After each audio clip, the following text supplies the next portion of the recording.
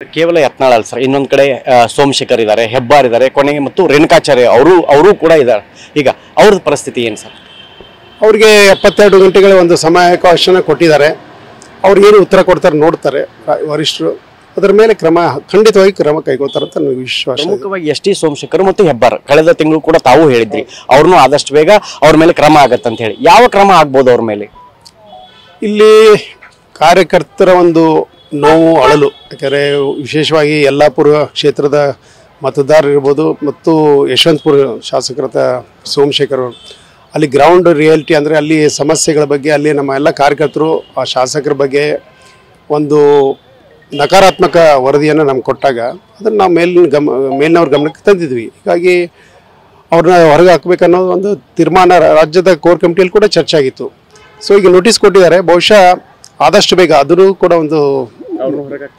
ಒಂದು ಹಂತಕ್ಕೆ ಅವರು ಉತ್ತರ ಏನು ಕೊಡ್ತಾರೆ ನೋಡ್ತೀವಿ. ಅದರ ನಂತರ ಖಂಡಿತವಾಗಿ ಒಂದು ಉತ್ತಮವಾದಂಥ ತೀರ್ಮಾನ ಕೈಗೊಳ್ತಾರಂತ ನನಗೆ ವಿಶ್ವಾಸ ಇದೆ. ಸರ್, ಈಗ ಯತ್ನಾಳ್ ಅವರು ವಿಚಾರಕ್ಕೆ ಬರೋದಾದ್ರೆ ನೀವು ಕೂಡ ಪಕ್ಷದಲ್ಲಿದ್ದವರು. ಅಭಿ ಸೈಡ್ ತಗೊಳ್ಳೋದು ಬೆಟರ ಅಥವಾ ಅಪಾರ್ಟ್ಮೆಂಟ್ ತಗೊಳ್ಳೋದು ಬೆಟರ? ಚಿಂತೆ ಯಾಕೆ, ಒಬ್ಬ ರಿಯಲ್ ಎಸ್ಟೇಟ್ ಎಕ್ಸ್ಪರ್ಟ್ ಜೊತೆ ಮಾತಾಡು. ಹೌದಾ? ಹೇಗೆ? Boss Vala B the boss. ಇಷ್ಟು ದಿನ ಅವ್ರ ಜೊತೆಗೆ ಇದ್ದವರು ಯತ್ನಾಳ್ ಅವರನ್ನ ಉಚ್ಚಾಟನೆ ಮಾಡೋದ್ರಿಂದ ಬಿಜೆಪಿ ಪಕ್ಷಕ್ಕೆ ಏನಾದರೂ ನಷ್ಟ ಆಗತ್ತಾ? ಆಗಲೇ ಹೇಳ್ದಂಗೆ ಯಾವುದೇ ವ್ಯಕ್ತಿ ಮೇಲೆ ಪಕ್ಷ ನಿರ್ಧಾರ ಆಗಿಲ್ಲ. ಹಿಂದೆ ಅದೆಲ್ಲ ನಾನು ಭಾಳ ವಿವರವಾಗಿ ಹೋಗುವುದಿಲ್ಲ.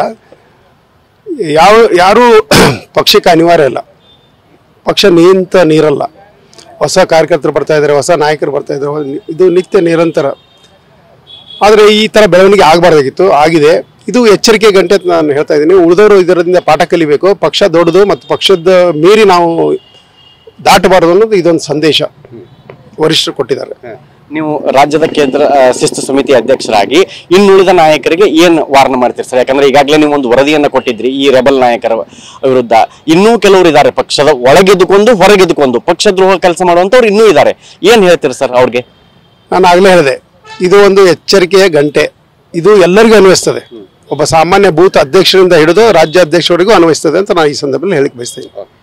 ಇದಿಷ್ಟು ಶಿಸ್ತು ಸಮಿತಿ ಅಧ್ಯಕ್ಷರಾದಂತಹ ಲಿಂಗರಾಜ್ ಪಾಟೀಲ್ ಅವರ ಮಾತು. ಕ್ಯಾಮರಾ ಪರ್ಸನ್ ಶಿವಾಜ್ ಜೊತೆ ಶಿವಕುಮಾರ್, TV9 ಹುಬ್ಳಿ.